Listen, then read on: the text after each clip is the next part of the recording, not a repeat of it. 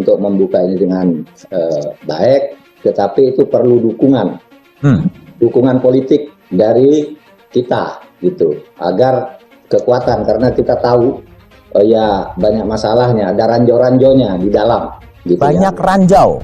Iya, sehingga Pak Presiden mengatakan selesaikan dengan tuntas, dengan transparan.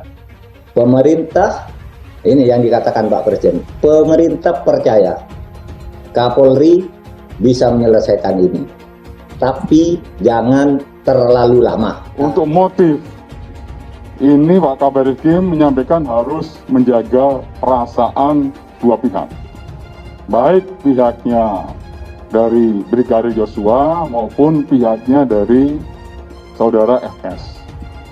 Dan Pak Menko Polhukam juga sudah menyampaikan juga, karena ini masalah sensitif nanti akan dibuka di persidangan. Ya di persidangan silakan. Ya kalau misalnya dikonsumsi ke publik, nanti timbul image yang berbeda-beda. Karena ini materi penyidikan dan semuanya nanti akan diuji di persidangan. Insya Allah nanti akan disampaikan di persidangan. Kejadian diduga pada hari Jumat tanggal 8 Juli sekitar pukul 17.00 WIB bertempat sama Komplek Polri Duren 3, Kecamatan Pancoran Jaksel dengan pelapor Putri Chandrawati, korbannya juga sama, terlapornya adalah Nofriansa Joshua. Berdasarkan hasil gelar perkara tadi sore, kedua perkara ini kita hentikan penyidikannya karena tidak ditemukan peristiwa pidana. Lingkaran setan Ferdi Sambo bocor. Mahfud MD singgung judi, narkoba hingga hal menjijikkan. Menteri Koordinasi Politik, Hukum dan Keamanan atau Menko Polhukam Mahfud MD menyebut Irjen Ferdi Sambo sempat nangis-nangis bersandiwara setelah pembunuhan Brigadir J.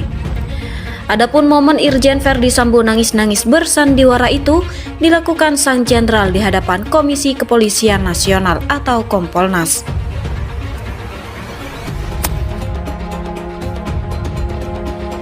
Setelah pembunuhan Brigadir J, Irjen Ferdi Sambo sengaja mengundang Kompolnas ke kantornya di Mabes Polri untuk melancarkan sandiwara pertama pembunuhan anak buahnya.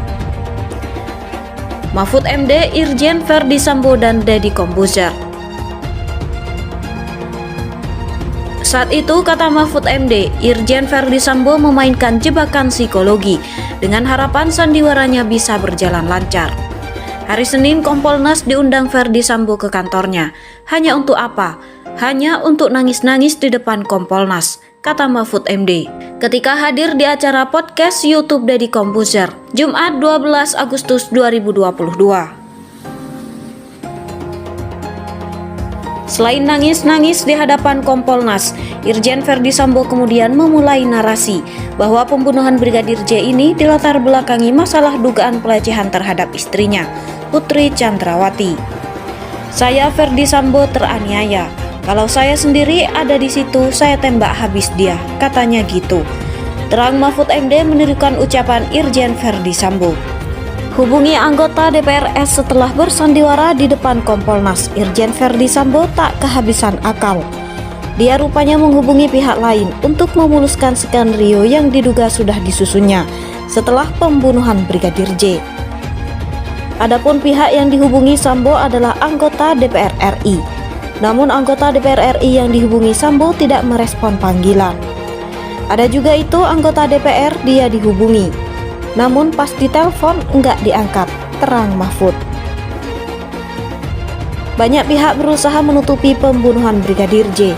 Mantan Menteri Kehakiman Mahfud MD turut membeber bahwa kasus pembunuhan Brigadir J ini sebenarnya diduga melibatkan banyak pihak. Mahfud bilang banyak pihak yang berusaha menutupi kasus pembunuhan Brigadir J ini. Mahfud menyebut dia sengaja ikut menyoroti kasus ini agar fakta yang terjadi bisa terungkap ke publik. Saya dibilang terlalu ikut campur. Tidak, saya hanya mencoba untuk menunjukkan yang benar. Oleh sebab itu, Mahfud MD mendorong pihak terkait untuk melakukan beberapa cara agar kasus ini bisa selesai dengan sebenar-benarnya.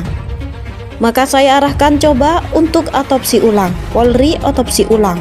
Lalu Polri bilang tidak ada otopsi, nanti saja.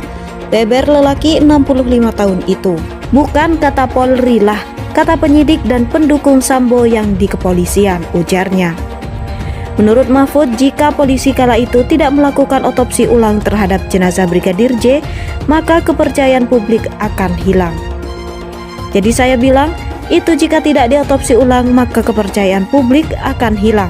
Akhirnya otopsi ulang, ujarnya. Kemudian Deddy Corbuzier penasaran, apakah semua hal yang terjadi atas perintah Menko Polhukam? Dengan tegas Mahfud menyangkal. Menurutnya, ia hanya memberi dorongan sesuai dengan usulan publik yang dinilai masuk akal. Oh tidak, saya hanya memberikan usulan yang juga diambil dari usulan masyarakat yang masuk akal, jawabnya.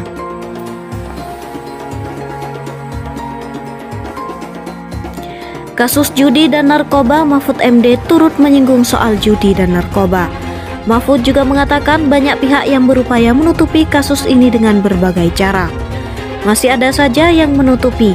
Ada yang bilang hasil otopsi tidak boleh dibuka. Saya jawab, siapa bilang? Boleh saja dibuka, itu ke publik. Akhirnya dibuka. Terangnya melanjutkan cerita.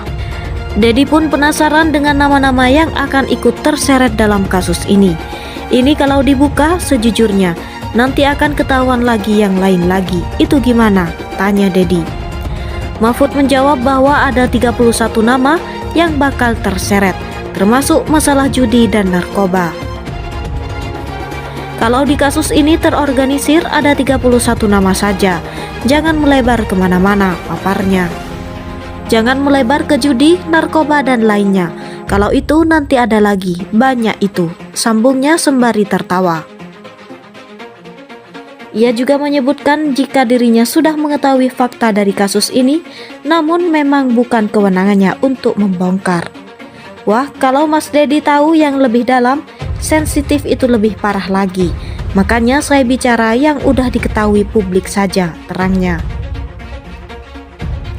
Lebih lanjut, ia menyebutkan jika laporan pelecehan seksual yang dialami Putri Chandrawati sudah bisa dicabut.